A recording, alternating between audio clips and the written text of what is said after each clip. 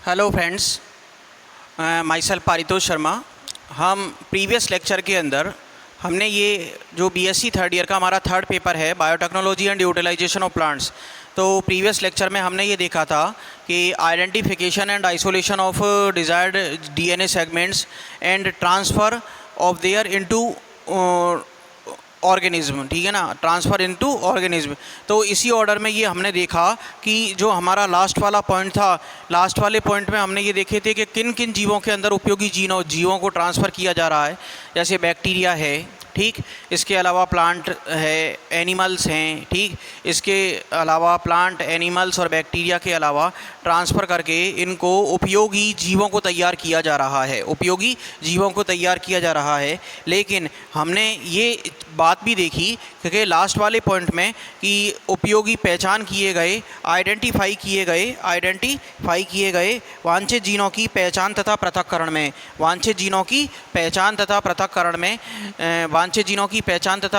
में cDNA library और genomic library का इम्पोर्टेंट रोल होता है। cDNA लाइब्रेरी तथा जीनोमिक लाइब्रेरी का इम्पोर्टेंट रोल होता है। तो आज का हमारा जो टॉपिक होगा वो होगा cDNA लाइब्रेरी। आज का हमारा टॉपिक क्या होगा भैया? cDNA library. इसमें C को तो अपन शॉर्ट में लिखेंगे और DNA को थोड़ा ऊपर इस प्रकार से जैसे घात की तरह, cDNA लाइब्रेरी, cDNA लाइब्रेरी, ये आज का हमारा टॉपिक होगा। तो पहली बात तो हम ये क्लियर कर लेते हैं कि देखो डीएनए जो होता है उसके अंदर आनुवांशिक सूचनाएं छिपी हुई होती हैं। डीएनए के अंदर क्या होता है? आनुवांशिक सूचनाएं छिपी हुई होती हैं जो कि जीन्स के द्वारा एक पीढ़ी से दूसरी पीढ़ी में स्थानांतरित होती है, और प्रीवियस लेक्चर्स में मैं आपको ये बता चुका हूँ कि डीएनए एक इस प्रकार का बायोमोलिक्यूल होता है जो खुद की जेरोक्स कॉपीज़ तैयार कर सकता है, और इसी घटना को हम नाम देते हैं रेप्लिकेशन या प्रतिकृतिकरण, जिसको मिचेल्सन एंड स्टॉल ने सेमी कंजर्वेटिव मेथड बताया था उसका, और बताया था कि डीएनए का जो प्रतिकृतिकरण की क्रिया होती है वो अर्ध संरक्षी होती है। कैसी होती है? अर्ध संरक्षी प्रकार की होती है। यानी कहने का मतलब किसी जनक डीएनए से बनने वाले जो पुत्री डीएनए होंगे उनमें आधा स्टैंड तो नया होगा और आधा स्टैंड जनक डीएनए से आएगा। तो आधा कैसा रहा? हाफ कंजर्वेटिव मेथड अपनाया गया। इसका मतलब यानी जनक का आधा स्टैंड एज इट इज आया, ठीक है ना। तो इसका मतलब क्या हुआ कि ये अर्ध संरक्षी विधि है। डीएनए के अंदर प्रतिकृतिकरण की जो क्रिया होती है वो अर्ध संरक्षी होती है।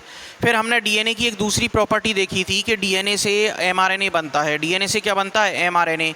यानी न्यूक्लियस में या कोशिका के केंद्रक में डीएनए से जो एमआरएनए बनता है, यानी कि डीएनए के अंदर जो प्रोटीन संश्लेषण से संबंधित सूचनाएं जो छिपी हुई होती हैं उनको एनक्रिप्ट किया जाता है एज आरएनए, ठीक है ना, एज आरएनए। फिर आरएनए के बाद में एमआरएनए से जो सूचना, एमआरएनए के अंदर जो सूचनाएं होती हैं वो प्रोटीन के रूप में ट्रांसलेट होती हैं। तो उस क्रिया को हम नाम देते हैं अनुवादन या ट्रांसलेशन। और इसी के रेफरेंस में हमने ये देखा था कि मोस्टली जीवों में ऐसा देखने को मिलता है। तो cDNA का फुल फॉर्म क्या होता है? Complementary DNA. पहले तो इसकी फुल फॉर्म देखो भैया, cDNA की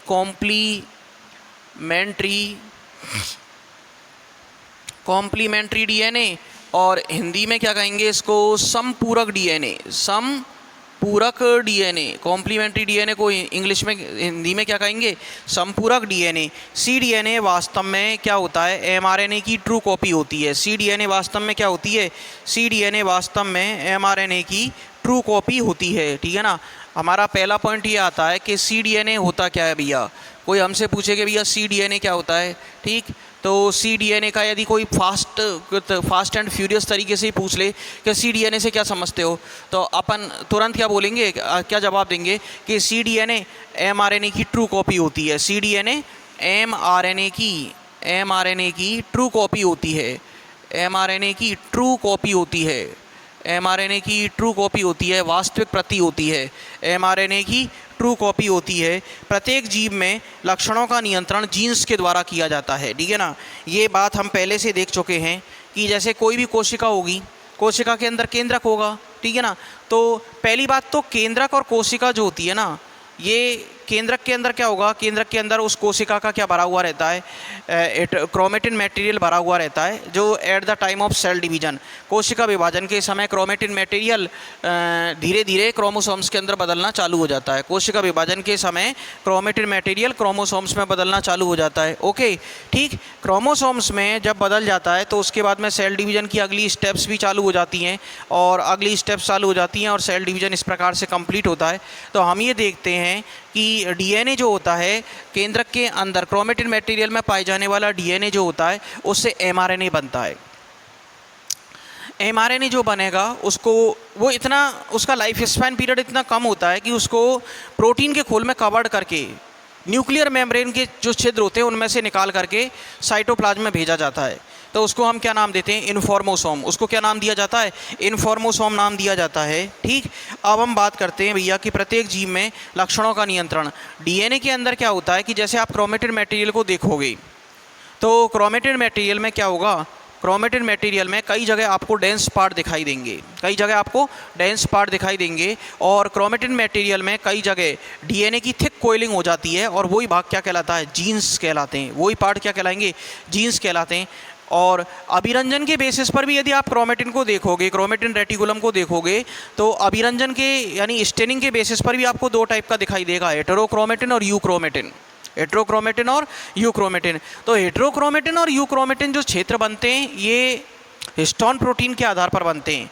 जहाँ पर हिस्टोन प्रोटीन के बेसिस पर बनते हैं हेटेरोक्रोमेटिन और यूक्रोमेटिन, गहरे और हल्के क्षेत्र बनते हैं, गहरे और हल्के क्षेत्र बनते हैं। ठीक है ना। तो इस प्रकार से ये तो बने हमारे हिस्टोन प्रोटीन के बेसिस पर, और जीन्स जो बनते हैं वो डीएनए की थिक कॉइलिंग की वजह से बनते हैं, डीएनए की थिक कॉइलिंग की वजह से बनते हैं। ठीक। तो अब हम बात करते हैं भैया कि प्रत्येक जीव में लक्षणों का नियंत्रण जीन्स के द्वारा होता है। प्रत्येक जीव में लक्षणों का नियंत्रण यानी एक पीढ़ी से दूसरी पीढ़ी में जो जीन्स लक्षण कैरियर किए जाते हैं, यानी one parental generation two of springs में जो कैरेक्टर्स ट्रांसफ़र किए जाते हैं वो जीन्स के द्वारा किए जाते हैं। अब हो सकता है वो कायिक लक्षण हो सकता है वो लिंग लक्षण हो। ठीक है ना।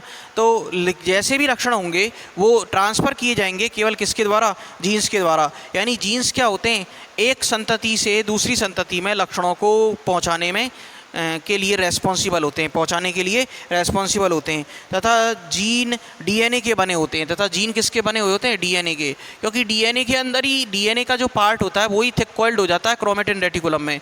जिस जिस स्थान पर थिक कॉइल्ड होगा वहाँ पर क्या बन जाएंगे, जीन्स बन जाएंगे। ठीक।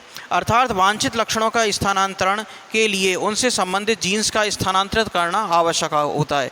अब जैसे हम कुछ डिजायरेबल कैरेक्टर्स हमको चाहिए और किसी जीव में वो डिजायरेबल कैरेक्टर्स नहीं हैं, तो हमको यदि डिजायरेबल कैरेक्टर्स डेवलप करने उस जीव में, तो उनसे रिलेटेड जो डिजायरेबल कैरेक्टर्स से रिलेटेड जीन पार्ट है उसको हमको क्या करना होगा, ट्रांसफ़र करना होगा, उनको हमको ट्रांसफ़र करना होगा। तो वांछित जीन का स्थानांतरण करना होता है। वांछित जीन को डीएनए से प्राप्त करना काफ़ी जटिल तथा कठिन प्रक्रिया है। ठीक है ना। अब देखो बायोटेक्नोलॉजी में इसका को काम में क्यों लिया गया, क्यों सीडीएनए लाइब्रेरी तैयार की गई, क्यों जीनोमिक लाइब्रेरी तैयार की गई, इसका मेन हमारा एक प्राथमिक जो प्राइमरी एम्स हमारे सामने निकल कर के आता है, हमारे सामने जो प्राइमरी डिफ़िकल्टी हरक्यूलियन टास्क निकल कर के आता है वो ये निकल कर के आता है कि वांछित जीन्स को डीएनए से प्राप्त करना काफ़ी जटिल और कठिन प्रक्रिया है। वांछित जीन्स को डीएनए से प्राप्त करना, डिजायरेबल जीन्स को, वांछित जीन को डीएनए से प्राप्त करना, डीएनए से प्राप्त करना, वांछित जीन को डीएनए से प्राप्त करना काफ़ी जटिल प्रक्रिया है, काफ़ी जटिल प्रक्रिया है। ठीक है ना। ओके, यहाँ तक क्लियर है, काफ़ी जटिल प्रक्रिया है। ठीक है ना। अब हम बात करते हैं भैया कि फिर अब हमको तो वांछित जीन चाहिए, भैया। अब वो वांछित जीन डीएनए से नहीं मिल सकते तो फिर हम दूसरी जगह से निकालेंगे उसको। भाई यदि हमको डीएनए से, वैसे तो प्राइमरी सोर्स तो डीएनए ही होता है, लेकिन अब डीएनए से नहीं मिल पा रहे हैं हमको वांछित जीन्स, तो हमको दूसरी जगह से निकालने होंगे। तो इसके लिए हमने क्या किया कि फिर हम आगे बढ़े इस क्षेत्र में, और फिर हमने क्या किया कि cDNA लाइब्रेरी और जीनोमिक लाइब्रेरी तैयार की, cDNA लाइब्रेरी और जीनोमिक लाइब्रेरी तैयार की। अतः वांछित जीन्स को mRNA के माध्यम से निर्मित किया जाता है, ठीक है ना। अतः वांछित जीन्स को mRNA के माध्यम से प्राप्त किया जाता है, वांछित जीन्स को mRNA के माध्यम से mRNA के माध्यम से प्राप्त किया जाता है, mRNA के माध्यम से प्राप्त किया जाता है।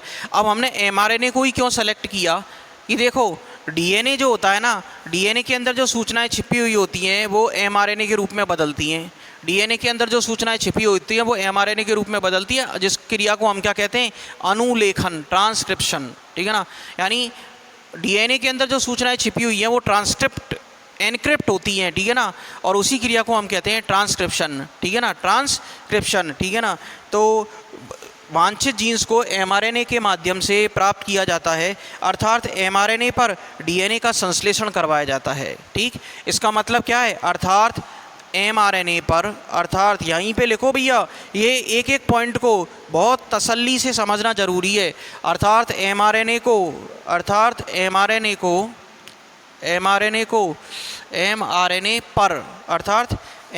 पर DNA का संश्लेषण करवाया जाता है, ठीक है ना। अब देखना ये प्रोसेस ही उल्टी हो गई, mRNA पर DNA का संश्लेषण करवाया जाता है, mRNA पर DNA का संश्लेषण करवाया जाता है, ठीक है ना। अब देखो हमने उल्टी बात कर दी, ये तो DNA का संश्लेषण करवाया जाता है, DNA से mRNA बनता है, हम क्या कह रहे हैं, mRNA पर DNA का संश्लेषण करवाया जाता है। लेकिन ऐसा ही होगा यूकैरियोटिक जीवों में DNA का संश्लेषण DNA अणु पर होता है। यूकैरियोटिक जीव जो होते हैं, यूकैरियोटिक ऑर्गेनिजम्स के अंदर, ठीक है ना, यूकैरियोटिक ऑर्गेनिज्म की यदि हम बात करें, तो यूकैरियोटिक ऑर्गेनिज्म में क्या देखने को मिलता है भैया कि DNA का संश्लेषण DNA के अणु के द्वारा ही किया जाता है, जिस क्रिया को हम नाम देते थे रेप्लिकेशन, रेप्लिकेशन या प्रतिकृतिकरण।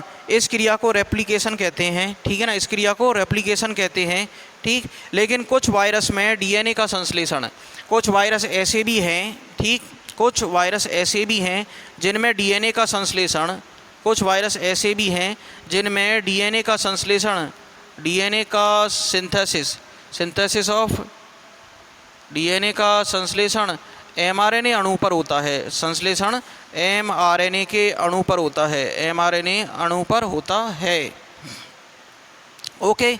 अब इस प्रकार का जो mRNA पर अनुलेखन, mRNA पर यदि DNA का संश्लेषण हो रहा है तो इसे हम क्या नाम देते हैं, प्रतिलोमी अनुलेखन, क्योंकि ये अनुलेखन की क्रिया का क्या हो गया भैया, उल्टा हो गया, ठीक। अनुलेखन की क्रिया का उल्टा हो गया, कैसे हो गया, इधर देखो भैया, DNA से DNA का बनना,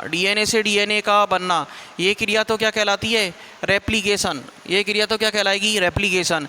अब DNA से mRNA बनता है, ये सब जानते हैं हम, ये क्रिया क्या कहलाती है, अनुलेखन, ट्रांसक्रिप्शन, ठीक। mRNA से प्रोटीन का बनना, ये क्रिया क्या कहलाती है, अनुवादन, ठीक है, अनुवादन, ठीक है ना, ट्रांसलेशन, ठीक। अब हम बात करें भैया कि यदि mRNA से DNA बनने लग जाए तो ये क्रिया क्या हो जाएगी, ट्रांसक्रिप्शन की उल्टी हो जाएगी।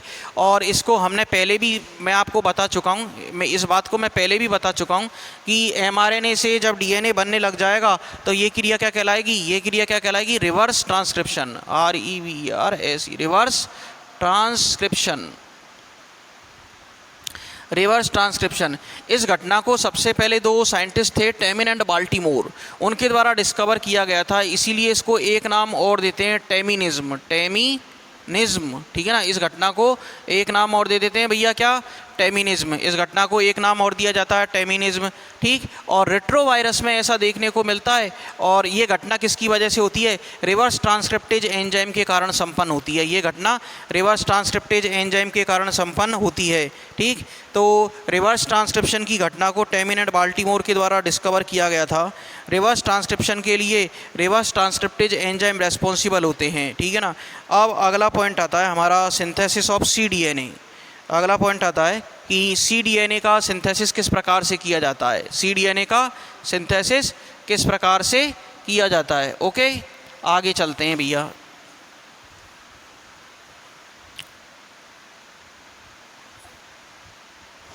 अगला टॉपिक आएगा हमारा synthesis of cDNA, synthesis of cDNA library. अगला टॉपिक आएगा हमारा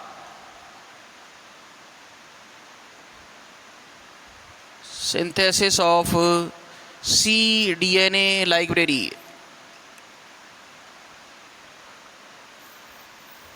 synthesis of cDNA library. cDNA library का निर्माण किस प्रकार से किया जाता है, तो इस ऑर्डर में हम देखते हैं कि cDNA लाइब्रेरी का निर्माण कैसे किया जाएगा।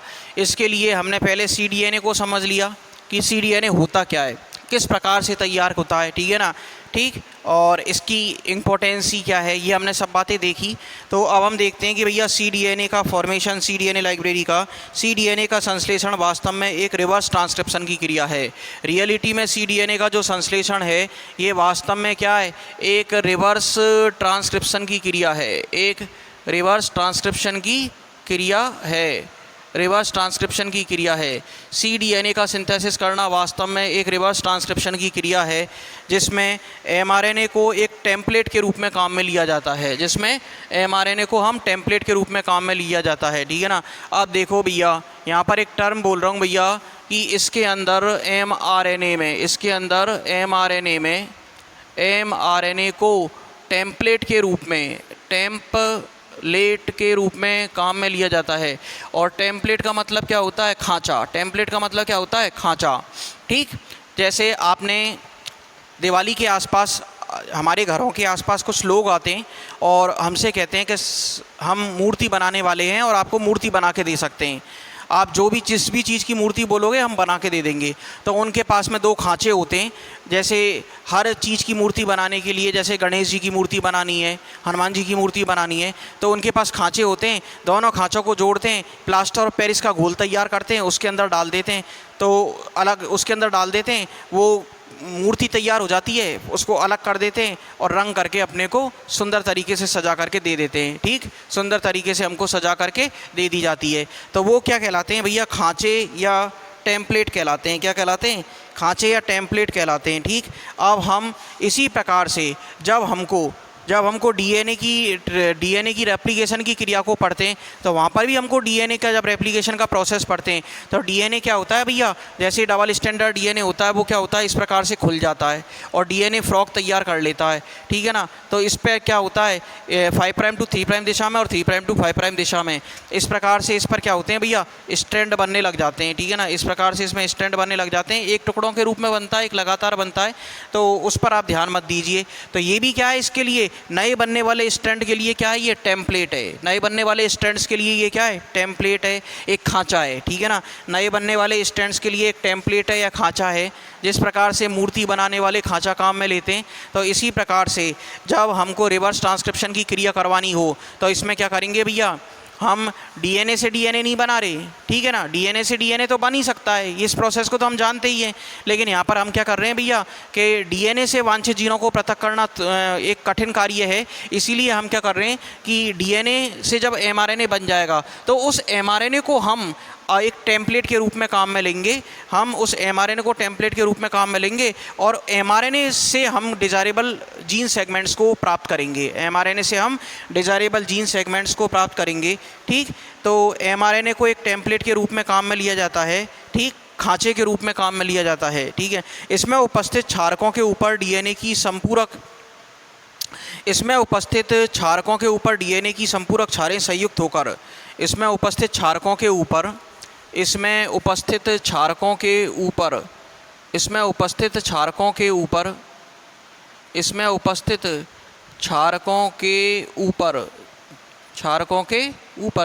यानी एमआरएनए में जो बेस पेयर्स उपस्थित हैं उनके ऊपर डीएनए की संपूरक क्षारें संयुक्त होकर डीएनए की संपूरक क्षारें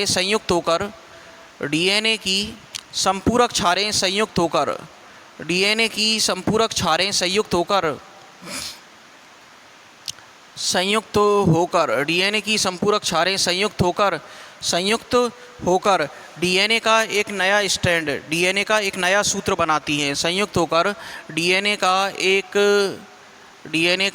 एक नया सूत्र बनाती हैं, डीएनए का एक नया सूत्र तैयार करती हैं। एक नया स्ट्रैंड तैयार करती हैं। सूत्र को इंग्लिश में क्या कहते हैं भैया? स्ट्रैंड, ठीक है ना, स्ट्रैंड तैयार करती हैं, ठीक है ना, तैयार करती हैं। ठीक, अब क्या होगा भैया, जो mRNA हम टेम्पलेट के रूप में काम में ले रहे थे, वो mRNA क्या करेगा भैया, mRNA में बेस पेयर्स उपस्थित होंगे, 4 अनुक्रम, उन 4 अनुक्रमों के अकॉर्डिंग, उन 4 अनुक्रमों के अनुसार, ठीक है ना, डीएनए की संपूरक क्षारें संयुक्त होंगी, डीएनए की संपूरक क्षारें संयुक्त हो जाएंगी। जैसे mRNA का ये एक स्ट्रैंड है, ठीक है ना, mRNA का एक स्ट्रैंड है। अब इस पर क्या है, ये संपूरक क्षारें उपस्थित हैं, ठीक, इस पर क्या है, ये संपूरक क्षारें उपस्थित हैं। तो इन 4 क्रमों के अनुसार ही डीएनए की संपूरक क्षारें व्यवस्थित हो जाएंगी, ठीक है ना, क्योंकि ये जो बेस पेयर्स होंगे इनके अकॉर्डिंग ही तो होंगी भैया। एडेनिन से कौन जुड़ेगा? थाइमीन, ठीक, थाइमीन नहीं जुड़ेगा भैया, थाइमीन के स्थान पर कौन होता है? थाइमीन के स्थान पर होता है यूरेसिल, ठीक है ना, तो यहाँ पर यूरेसिल होगा, तो यूरेसिल से कौन जुड़ेगा भैया? डीएनए का एडेनिन जुड़ जाएगा, ग्वानिन से साइटोसिन जुड़ जाएगा, ठीक है ना, ग्वानिन से साइटोसिन जुड़ जाएगा, साइटोसिन से ग्वानिन जुड़ जाएगा। तो इस प्रकार से डीएनए के स्ट्रैंड से mRNA के स्ट्रैंड, mRNA के पर उपस्थित 4 अनुक्रमों से, mRNA के स्ट्रैंड पर उपस्थित 4 अनुक्रमों से डीएनए की संपूरक क्षारें संयुक्त होकर के डीएनए का एक नया स्ट्रैंड तैयार करेंगी, ठीक है ना, एक नया सूत्र बनाएंगी। इस सूत्र पर बाद में डीएनए के दूसरे सूत्र का संश्लेषण कर लिया जाता है, ठीक है ना। अब जो हमारे पास नया स्ट्रैंड बना डीएनए का नया स्ट्रैंड बना, इस पर फिर डीएनए का एक नया स्ट्रैंड बना लिया जाएगा, ठीक है ना, एक नया डीएनए स्ट्रैंड तैयार कर लिया जाएगा, एक नया डीएनए स्ट्रैंड तैयार कर लिया जाएगा, ठीक। अब नया डीएनए स्ट्रैंड तैयार कर लिया जाएगा, इस सूत्र पर डीएनए के दूसरे सूत्र का संश्लेषण कर लिया जाता है। अथवा क्या करेंगे भैया हम कि mRNA पर निर्मित प्रथम सूत्र को ही mRNA पर निर्मित प्रथम डीएनए सूत्र को ही अलग करके mRNA पर निर्मित प्रथम डीएनए सूत्र को ही अलग करके mRNA पर निर्मित प्रथम डीएनए सूत्र को ही अलग करके वांछित क्षार क्रमों को, यानी हमारे जो डिज़ायरेबल बेस पेयर्स के जो सेगमेंट्स हैं उनको एंडोन्यूक्लियेज एंजाइम के द्वारा काटकर अलग कर लिया जाता है। यानी 2 बातें हमारे पास निकल कर के आई कि mRNA को टेम्पलेट के रूप में काम में लिया जाएगा, इस पर उपस्थित क्षारकों के ऊपर डीएनए की संपूरक क्षारें, ठीक है ना, mRNA के बेस पेयर्स पर उपस्थित डीएनए की संपूरक क्षारें संयुक्त होकर के डीएनए का एक नया स्ट्रैंड तैयार करती हैं, ठीक है ना, डीएनए का एक नया स्ट्रैंड तैयार करती हैं। और इस नए बने हुए डीएनए के स्ट्रैंड पर एक दूसरा डीएनए का स्ट्रैंड तैयार कर लिया जाता है, ठीक है ना। या तो ऐसा करो कि दूसरा डीएनए का स्ट्रैंड तैयार कर लो, ठीक है ना, या तो ऐसा करो कि डीएनए का एक दूसरा नया स्ट्रैंड तैयार कर लो, या फिर आप दूसरा नया डीएनए का स्ट्रैंड तैयार नहीं कर रहे हो तो बने mRNA पर बने हुए प्रथम डीएनए के स्ट्रैंड से ही, mRNA पर बने हुए प्रथम डीएनए के स्ट्रैंड से ही हम क्या करेंगे, इसी से हम एंडोन्यूक्लियेज एंजाइम के द्वारा जो हमारे डिज़ायरेबल जीन्स हैं उनको हम क्या कर लेंगे, काट लेंगे। डिज़ायरेबल जीन्स को एंडोन्यूक्लियेज एंजाइम के द्वारा वांछित बेस पेयर्स को हम काट लेंगे, वांछित बेस पेयर्स को काट लिया जाता है। अब अगला पॉइंट आता है कि cDNA का संश्लेषण 3 स्टेप्स में किया जाता है, ठीक है ना। तो इसके लिए हम लिख लेते हैं भैया, हेडिंग डाल लेते हैं कि cDNA का संश्लेषण निम्न चरणों में किया जाता है, cDNA का संश्लेषण निम्न चरणों में किया जाता है। अगला पॉइंट लिखते हैं भैया हम कि cDNA का संश्लेषण निम्न चरणों में किया जाता है, cDNA का संश्लेषण निम्न चरणों में किया जाता है, cDNA का संश्लेषण निम्न चरणों में किया जाता है। ओके,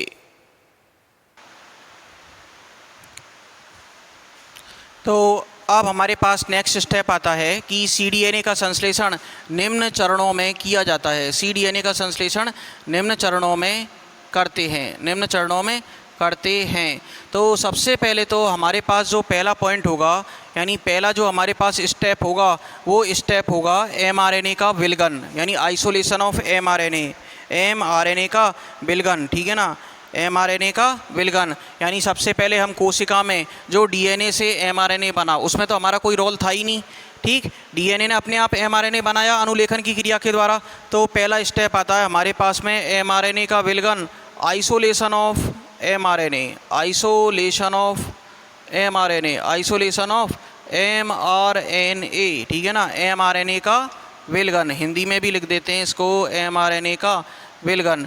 ठीक, अब mRNA का जब हम विलगन कर लेंगे तो इसके बाद हमारे पास सेकंड स्टेप आता है mRNA के विलगन के बाद में, mRNA के विलगन के बाद में cDNA का संश्लेषण, cDNA का संश्लेषण यानी synthesis of cDNA, synthesis of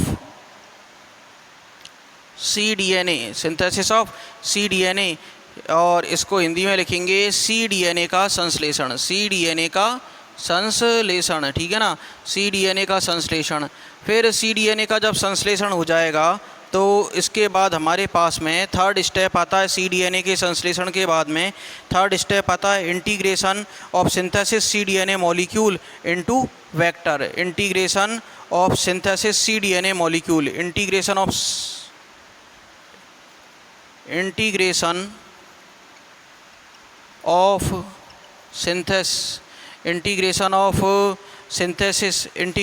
synthesized cDNA molecule, integration of synthesized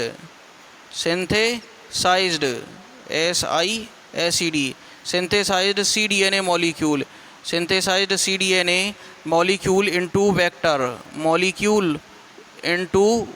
into vector, ठीक है ना, यानी वेक्टर निर्मित cDNA मॉलिक्यूल का वेक्टर के साथ समाकलन, वेक्टर के साथ समाकलन, संश्लेषित cDNA का वाहक में समाकलन, इसको हिंदी में क्या लिखेंगे, संश्लेषित cDNA का